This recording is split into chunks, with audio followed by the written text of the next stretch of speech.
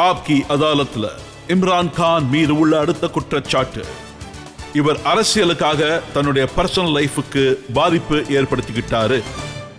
Imran sir, politics உங்களை எந்த அளவுக்கு மயக்கி இருக்குன்னா, நீங்க உங்க குடும்பத்தை பத்தி, உங்களுடைய சுற்றுச்சூழலை பத்தி கம்ப்ளீட்டா மறந்துட்டீங்க. எந்த ஜெமீமா உங்களுக்காக அவங்க உருது கத்துக்க முயற்சி பண்ணாங்க, பாகிஸ்தானியா ஆக முயற்சி பண்ணாங்க.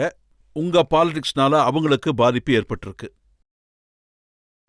நான் உங்களுக்கு ஒரு விஷயத்த சொல்கிறேன். நான் என்னுடைய பொலிட்டிக்கல் ரேலியில் இருந்தேன். ஸோ நான் பேசுறதுக்கு முன்னாடி எங்களுடைய பொலிட்டிக்கல் ஒர்க்கர் ஒருத்தர் தீவிரமாக பேசிகிட்டு இருந்தார். அந்த ஸ்பீச்சில் அவர் என்ன சொன்னார்னா, இம்ரான் சார், நீங்கள் நம்ம நாட்டுக்காக உங்கள் குடும்ப வாழ்க்கையை கெடுத்துக்கிட்டீங்க. நானும் நம்ம நாட்டுக்காக என் குடும்பத்தை கெடுக்க தயாராக இருக்கேன். ஆனால் எனக்கு தெரியும் அவர் பொண்டாட்டி அவரை தொல்லை பண்ணிகிட்டு இருக்காங்க. அதனால் இவர் அவங்களுக்கு டிவோர்ஸ் கொடுக்க தயாராக இருந்தார். இதில் பார்த்தீங்கன்னா, இதில் எந்த சந்தேகமும் இல்லை. நான் எப்போ பாலிடிக்ஸில் ஜாயின் பண்ணேனோ அப்போத்துலேருந்து என் குடும்ப வாழ்க்கையே போயிடுச்சு. ஆனால் எப்போ நான் பாலிடிக்ஸ்குள்ளே போனேனோ, நான் அப்போ என்ன நினச்சேன்னா, ஜமாய்மா என் கூட சேர்ந்து பாலிடிக்ஸில் ஈடுபடுவாங்கன்னு. அதாவது அவங்களும் பாலிடிக்ஸில் ஒரு ஈக்குவல் பார்ட்னராக இருப்பாங்கன்னு. ஆனால் துரதிருஷ்டம் என்னென்னா, நான் பாலிடிக்ஸ் ஆரம்பித்தப்போ என்னுடைய ஆப்போனண்ட், என்னுடைய பொலிட்டிக்கல் ஆப்போனன்ட்ஸ், அவங்க என்னன்னா, அல்லாஹ் எனக்கு ஒரு ஸ்ட்ரெச்சர் கொடுத்தாரு. பாகிஸ்தானில் எனக்கு கிரெடிபிலிட்டி இருக்கு. அவங்களால என்னை எதிர்க்க முடியாததுனால எல்லா எதிர்ப்புகளையும் என் ஒய்ஃபு கிட்ட காட்டினாங்க. உங்களால அவங்க ஒரு யூதர் அப்படிங்கிறத பிரச்சனையாக்கிட்டாங்க. அவங்க என்னுடைய கல்யாணத்தை ஒரு ஜைனஸ் லாபியோட பாகமாக பண்ணிட்டாங்க. அவங்கள அட்டாக் பண்ணாங்க. அவங்க மேலே ஒரு டெய்ல்ஸ் கேஸ் இருக்கு. அது என்னை சங்கடத்தில் ஆழ்த்துறதுக்காக கவர்மெண்ட் போட்டுச்சு. அதுக்கப்புறம் அவங்கள சல்மான் ருஷ்டியோடைய ஒரு மாணவின்னு சொன்னாங்க. டிகிரி புக்ஸும் இருந்துச்சு. எப்பவும் அவங்கள எதிர்த்துக்கிட்டே இருந்தாங்க. அதோடைய விளைவு என்னாச்சுன்னா, அவங்களால என் கூட பாலிடிக்ஸில் ஈடுபடவே முடியல. அதனால நாங்கள் அவங்கள பாலிடிக்ஸ்லேருந்து விலக்கி வைக்க வேண்டியதாக இருந்தது. விலக்கி வச்சதுனால ஆப்வியஸ்லி நாங்கள் 2 பேரும் எவ்வளோ நேரம் ஒன்றா செலவழிக்கணும்னு நினச்சோமோ அது எங்களால் முடியாமல் போச்சு. அப்புறம் இந்த மாதிரி கிராஸ் கல்ச்சர் மேரேஜஸ்க்கு நம்ம மற்ற கல்யாணங்களை விட இதுக்கு அதிகமாக டைம் கொடுக்கணும். அப்புறம் நாங்கள் அதனால் பார்த்தீங்கன்னா, என்னோட பொலிட்டிக்கல் லைஃப் நான் இன்னும் கூட அவங்களுக்கு டைம் கம்மியாக தான் கொடுத்தேன். அதனால தான் எங்களுக்குள்ள பிரச்சனை உருவாச்சு. உங்களுக்கு இப்போ என்ன தோணுது? நீங்கள் அரசியலில் பிரவேசிச்சிருக்க கூடாதா, இல்லை அவங்கள கல்யாணம் பண்ணியிருக்க கூடாதா? பாருங்க, மனுஷனுக்கு ஆஸ்பிரேஷன்ஸ் இருக்கும். நான் ஒரு எப்படிப்பட்ட மனுஷனாக இருந்திருக்கேன்னா, எனக்கு எப்பவும் ஏதாவது ஒரு வெறி இருந்துக்கிட்டே இருக்கும். கிரிக்கெட் வெறி எனக்கு 9 வயசுல ஸ்டார்ட் ஆகிடுச்சு. அப்புறம் 9 வருஷம் ஹாஸ்பிட்டல் வெறி இருந்துச்சு. எங்கள் அப்பாவுக்கு கேன்சர் அவர் அந்த நோயால் பாதிக்கப்பட்டு இறந்து போனதில் இருந்து.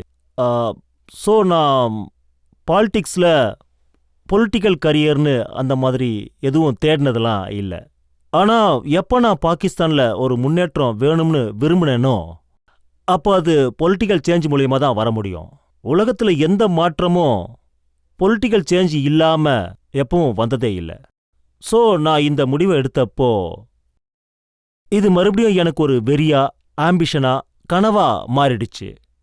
ஸோ ஒருவேளை நான் என்னுடைய பாலிடிக்ஸ் கனவு எல்லாத்தையும் மறந்து விட்டுட்டு கல்யாண வாழ்க்கையில் கான்சென்ட்ரேட் பண்ண ஆரம்பிச்சப்போ அவங்க இங்கிலாந்துக்கு போயிட்டாங்க. இப்போ கேள்வி என்னன்னா, நாங்கள் எங்கள் கல்யாண வாழ்க்கையை கண்டினியூ பண்ணணுமாங்கிறது. ஏன்னா ஜமாய்மா ரொம்ப ஆசைப்பட்டு தான் கல்யாணம் பண்ணாங்க. ஆனா அது எனக்கு அவங்களுக்கு இந்த விஷயம் தெரிஞ்சிருந்ததா? உங்களுக்கு அரசியல் ஒரு வெறி இருக்கு, அரசியல தான் டைம் ஸ்பெண்ட் பண்ண விரும்புறீங்க? இல்ல, அவங்களுக்கு ஏற்கனவே நல்லாவே தெரியும் நான் கமிட்டடா இருக்கேன்னு. அதாவது என்னோட ட்ரீம், என்னுடைய ஆம்பிஷன், அது எல்லாமே அவங்களுக்கு நல்லாவே தெரியும். அப்புறம் அவங்களுக்கு இதுவும் தெரியும், ஒருவேளை நான் இதை விட்டுட்டாலும் இந்த கல்யாணம் சக்சஸ்ஃபுல்லா இருக்குமான்னு. அவங்களுக்கும் நல்லா தெரியும் என்னால் இங்கிலாந்துல இருக்க முடியாதுன்னு. ஏன்னா நான் பாகிஸ்தானை தவிர எனக்கு கல்யாணம் ஆனப்போ எங்களுக்கு இந்த விஷயம் நல்லா தெரியும், நாங்கள் பாகிஸ்தானில் தான் இருப்போம்னு. அப்புறம் அவங்களால பாகிஸ்தானில் என்னோட சேர்ந்து பொலிட்டிக்கல் லைஃப்பில் இருக்க முடியலன்னா எங்களால் சேர்ந்து வாழ முடியாது. உங்களுக்கு எப்பாவது இப்படி தோணி இருக்கா, நீங்கள் பாகிஸ்தான் பொண்ணை கல்யாணம் பண்ணி செட்டில் இருந்தால் ரொம்ப நல்லா இருந்திருக்கும் வாழ்க்கை அப்படின்னு? நீங்கள் பாலிடிக்ஸ்லேயும் பெரிய வெற்றி அடைஞ்சிருக்கலாம்னு? இதில் பாருங்க, என்ன நடக்குங்கிறதுலாம் ரொம்ப கஷ்டமான கேள்வி. இதில் யாராலையும் பதில் சொல்ல முடியாது என்ன நடக்கும்னு. ஆனால் நம்மளால் இதை மட்டும்தான் சொல்ல முடியும், என்ன நடந்துச்சுன்னு. அதுக்கப்புறம் அதிலிருந்து நம்ம ஃப்யூச்சரை பார்க்கலாம்.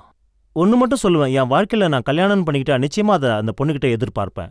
அவ பாலிடிக்ஸில், என்னுடைய பொலிட்டிக்கல் லைஃப்பில் அவ எந்த அளவுக்கு என்னை புரிஞ்சுப்பாங்கிறத, அப்புறம் நான் எந்த பாதையை நோக்கி போய்கிட்டு இருக்கேனோ அதில் அவங்களுக்கும் ஏதாவது பேஷன் இருக்காங்கிறத, ஒருவேளை யாராவது என்னுடைய பொலிட்டிக்கல் லைஃப்பில் ஃபிட் ஆக மாட்டாங்கன்னு தோணுச்சுன்னா நான் பெட்டர் கல்யாணம் பண்ணிக்காமலே இருப்பேன்.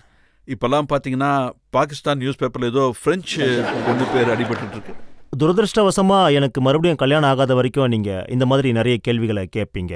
ஒருவேளை ஆகலைன்னா இதுக்கு முன்னாடி நீங்கள் ஒரு பெரிய லிஸ்ட் படிச்சிங்கல்ல, அதே மாதிரி இன்னொரு லிஸ்ட் படிக்க வாய்ப்பு இருக்குது. அப்போ பப்ளிக் என்னதான் நினைக்கணும்? உங்களுக்கு மறுபடியும் கல்யாணம் பண்ணிக்கிற நோக்கம் இருக்கா? அதாவது என்னுடைய லைஃப் மேக்ஸிமம் பேச்சுலர் தான். ஆனால் நான் என்ன நினைக்கிறேன்னா, என்னுடைய கல்யாண வாழ்க்கை அதை விட ரொம்ப சுப்பீரியராக இருந்துச்சு. ஏன்னா கல்யாணத்தில் மனுஷனுக்கு சந்தோஷம் கிடைக்கும். ஆக்சுவலாக என்னுடைய வாழ்க்கை ரொம்ப கஷ்டம் வாய்ந்தது. ஒரு பக்கம் பாலிடிக்ஸ் இருக்கும், இன்னொரு பக்கம் அவங்களுக்கு இந்த மாதிரி ஒரு வாழ்க்கையில் பழகிறதுங்கிறது லைஃப்பில் ரொம்ப கஷ்டமாக இருந்துச்சு. இருந்தாலும் நான் இதை தான் சொல்ல விரும்புகிறேன். அதாவது கல்யாண வாழ்க்கைங்கிறது ஒரு பேச்சுலர் லைஃப்பை விட பெட்டராக தான் இருக்கும். ஸோ ஐடியல் இதுதான், நான் மறுபடியும் கல்யாணம் பண்ணிப்பேன். ஆனால் எந்த கல்யாணம் நமக்கு சரியாக சக்ஸஸ் ஆகாதுன்னு நினைக்கிறேனோ அந்த கல்யாணம் மட்டும் நான் தவிர்த்துருவேன். இது உங்களோட தாட். ஜமீமா என்ன சொன்னாங்க? அவங்க எதையும் உடஞ்சுதா? அதில் பாருங்க, 2 பேருக்கும் கஷ்டம்தான். 2 பேருக்கும் பிரிஞ்சிருக்கிறது கஷ்டமாக தான் இருந்துச்சு. ஏன்னா எங்கள் கல்யாண உறவு, எங்கள் கல்யாணம் ஒன்றும் இதனால் பிரேக் ஆகலை. எங்களுக்குள்ளே எதுவும் பிரச்சனை வந்து நாங்கள் அதனால் பிரிஞ்ச மாதிரி இல்லை. என் கல்யாணம் பிரேக் ஆனது இதனால தான். அவங்க இங்கிலாண்டில் தங்க ஆரம்பித்தாங்க, நான் இருக்கிறது பாகிஸ்தானில். 2 வேற நாடு, புருஷன் ஒரு நாட்டில், பொண்டாட்டி வேற நாட்டில். இது ஒர்க் அவுட் ஆகாது. ஸோ எங்கள் கல்யாண வாழ்க்கை சூழ்நிலையால் தான் பிரேக் ஆச்சு. ஆனால் நாங்கள் ரொம்ப கஷ்டமான சூழ்நிலைகளை கடந்தோம். நீங்க மறுபடியும் என்னைக்காவது அவங்க கூட ஒன்னாகணும்னு முயற்சி பண்ணிருக்கீங்களா? கண்டிப்பா 2 பேரும் எவ்வளவோ முயற்சி பண்ணியிருக்கோம். அப்புறம் நாங்கள் டிவோர்ஸ் அனௌன்ஸ் பண்ணுறதுக்கு முன்னாடி, குறைஞ்சது ஒரு 1.5 வருஷத்துக்கு முன்னாடி, நாங்கள் எல்லா விதத்துலையும் முயற்சி பண்ணோம், ஏதாவது காம்ப்ரமைஸ் பண்ணி செட்டில்மெண்ட் ஆகிக்கலான்னு. பாதி நாள் இந்த நாடு, பாதி நாள் அந்த நாடுன்னு. ஆனால் எதுவுமே ஒர்க் அவுட் ஆகலை.